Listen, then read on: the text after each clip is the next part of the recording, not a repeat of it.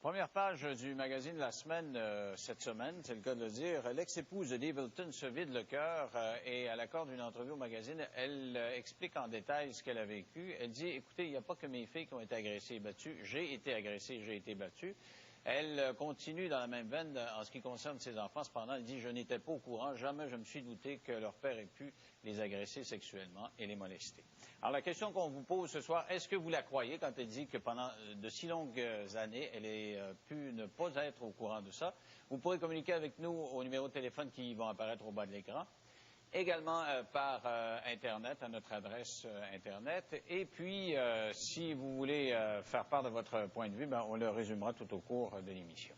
Maintenant, avant toute chose, Jean-Luc Mongrain a parlé avec Anna Maria Gatti, qui est l'ex-femme de Dave Hilton, ce soir à 17h, dans le cadre du Grand Journal de 16h30. Elle a confirmé sa version qu'elle donnait au magazine. On va écouter ce que ça dit. Vous aussi, vous avez été victime de Dave Hilton. Oui. Violence? Ah, la violence. Violence, ben ça, c'était tous les jours, physiquement, mentalement. C'était toujours comme... c'était une routine. C'était une routine, c'était tous les jours. Est-ce que vous avez été sexuellement abusé par votre ex-mari? Oui. Oui. Oui. Madame Gatti? Oui. Quand on est ainsi victime et que ses filles font un livre, après, est-ce qu'on se dit comment ça se fait que j'ai rien vu? How come you didn't know? I know. C'est une question que je me pose chaque soir.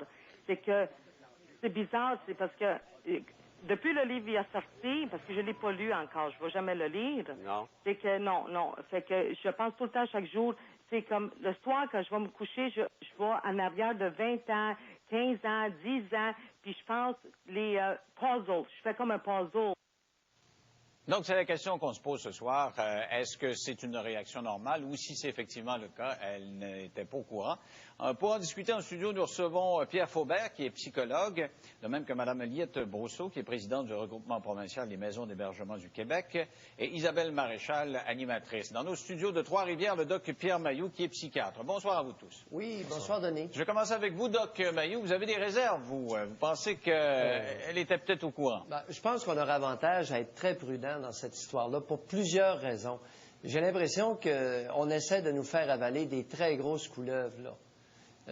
Dave Hilton, ça fait 4 ans et 2 mois qu'il est en prison, continue à se prétendre totalement innocent, n'aurait, d'après lui, jamais touché à ses filles. Il y a le livre de Ginny, et il y a la mère qui nous arrive avec une histoire qui est très difficile à avaler. Je ne vous dis pas qu'elle est impossible, mais je vous dis qu'elle est difficile à avaler pour les raisons suivantes.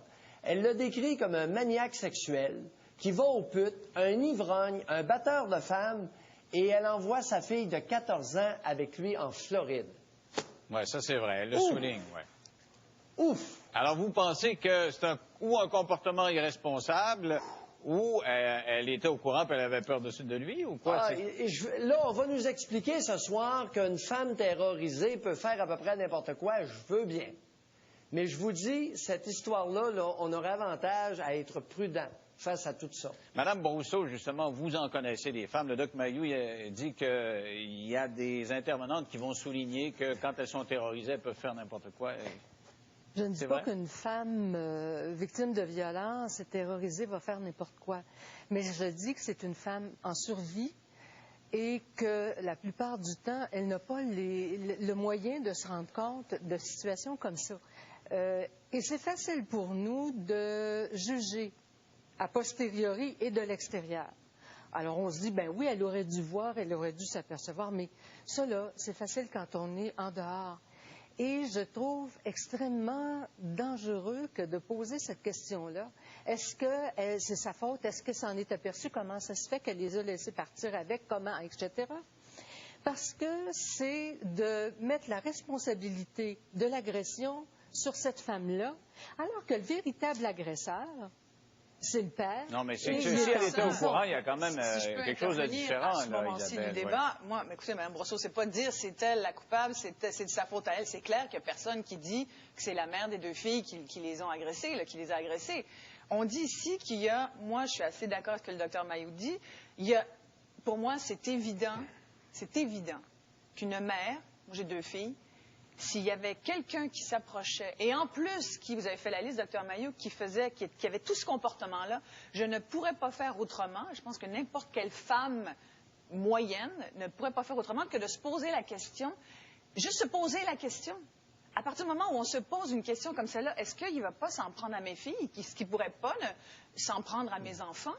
Je veux dire, une mère violentée, forcément, se pose la question ou entrevoit le jour où ça risque d'arriver. Ouais, une femme battue, pourquoi elle quitte finalement au bout de certaines années, vous en connaissez plein, vous aussi sans doute, parce qu'elle se dit, un jour, ça ne sera plus moi, un jour, ça va être mes enfants. Et c'est pour ça que souvent des femmes qui vont le supporter pour elles-mêmes finissent par quitter la journée où c'est l'enfant qui en mange. Alors, et dans un cas comme ça, puis moi, la passe de la banquette, excusez-moi, je l'ai entendu, moi, Madame Gatti, ouais, dans une entrevue à Paul Arcand il y a quelques mois, au moment où le livre de Jenny est sorti, je l'ai entendu décrire cette scène dans la camionnette, la musique à toute-tête, les 2 filles derrière qui font une fellation au père et la mère qui garde la route.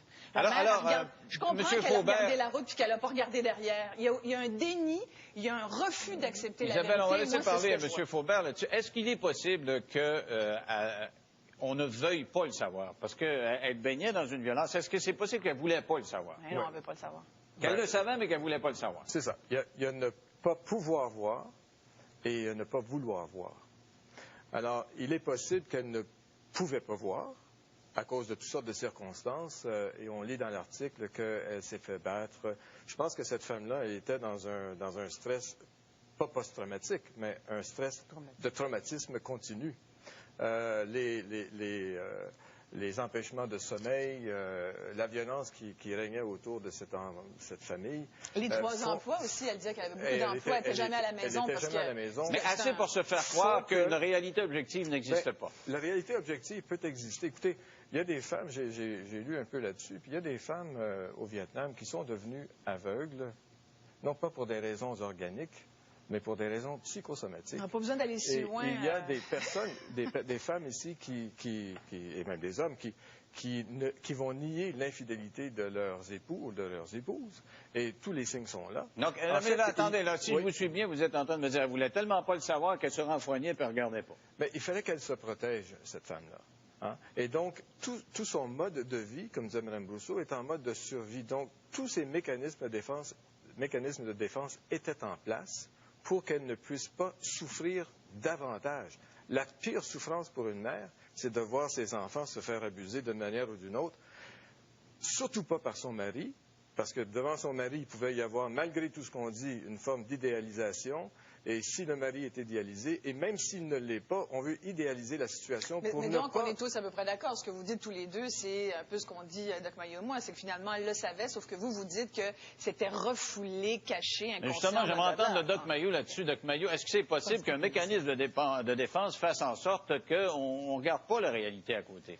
Tout est possible, mais à ce point-là, peu probable. C'est-à-dire? On en met beaucoup. C'est pour ça que je dis qu'on est rendu dans le domaine des couleuvres, là. On a dépassé, on est rendu presque dans la fiction. Et dans ce dossier-là, j'aimerais dire que j'aurais aimé une petite preuve d'ADN en quelque part. S'il y a eu tant d'abus sexuels que ça, il devrait traîner en quelque part sur un vêtement un peu de sperme de Hilton. Parce que souvenez-vous de l'histoire de Guy-Paul Morin en Ontario.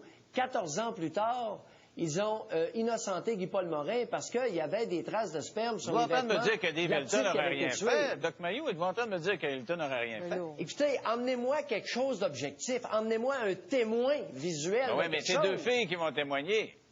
Pardon? C'est 2 filles qui ont témoigné. Ben oui, pas rien, ça? Écoutez, Guy-Paul Morin, il avait avoué avoir tué la petite voisine, puis c'est pas lui. Bon. Ah ben alors là, je vous dis, cette histoire-là n'est pas OK, alors, mais là, Mme Brousseau, là, vous répondez quoi à ça? On ne refera pas un procès qui a été fait et on ne changera pas un jugement qui a été rendu et une sentence qui est en train d'être purgée actuellement. Ce que je dis, c'est qu'il y a un détournement de responsabilité et Dieu du ciel que ça fait l'affaire des agresseurs sexuels ou autres quand on leur offre une possibilité de nier leur responsabilité. Rousseau, Non, mais c'est pas juste ça, Mme Rousseau, parce qu'il y a eu des procès il n'y a pas longtemps, il y a eu des procès où on a impliqué les mères, puis les juges ont dit, écoutez, il faudrait que les mères soient responsables, parce que l'inceste, ça dure, puis ça dure. À un moment donné, si vous le voyez, il faut le dénoncer. Je ne nie pas la responsabilité des mères de protéger les enfants, mais ce que je dis, c'est que pour une femme victime de violence, qui est dans un tel climat de violence, dans un tel climat de contrôle de la part du conjoint, elle a 3 emplois pour réussir à survivre. Il la force à rester éveillée des 3 jours de temps. Il menace sa mère. Il n'y a rien qu'il ne fait pas. À un moment donné, il y a comme un trop-plein. On ne peut plus voir. Pas qu'on ne veut pas. On ne peut pas voir. Et c'est tellement impensable que de croire que nos enfants vont être abusés sexuellement par leur père, qu'à un moment donné... Pas en 2005. Est-ce que c'est si impensable que ça? Quand Isabelle a dit, elle a elle-même été battue, elle a elle-même été battue, sa mère a été battue, les Hilton ont été battus, tout le monde a été battu là-dedans. Alors comment se dire, bon, ben, moi, ça n'arrivera pas à mes enfants? Les femmes qui sont battues, vous le savez, les femmes qui sont battues, qui ont été battues dans leur enfance, grandissent en devenant avec un syndrome, le syndrome de la femme battue, je ne l'invente pas, et grandissent, et pour elles, souvent, il va y avoir une haine sous-jacente, disons-le comme ça, de bien des hommes pour qui elles vont voir un agresseur potentiel. C'est documenté, ça aussi, c'est ça que vous avez là? Oui, M. Fauvin, oui. Bon, écoutez, je ne suis pas psychologue, mais je veux dire, j'ai assez fait d'entrevues avec des femmes battues pour savoir qu'une fois qu'on a été battu, on le traîne toute sa vie et on le projette, même si ça risque de ne pas arriver avec des hommes. C'est pas tous les hommes qui sont des batteurs de femmes. Mais là, revenons-en. C'est important, ça, le conditionnement, là, avant d'aller dans la technique. Doc Mayou, le conditionnement, quelqu'un qui a été battu, c'est quand même pas un être humain qui a des réflexes normaux comme les autres. Oui. Alors, comme elle avait été battue, est-ce que c'est possible qu'elle ait eu des réflexes de dire, bon, mais moi, je regarde pas ça ailleurs. Je regarde droit devant moi, puis je vois pas ce que mes enfants vivent. Vous savez, il y a plusieurs bons points qui sont amenés, mais Isabelle a mis le doigt sur quelque chose d'extrêmement pesant au tout début.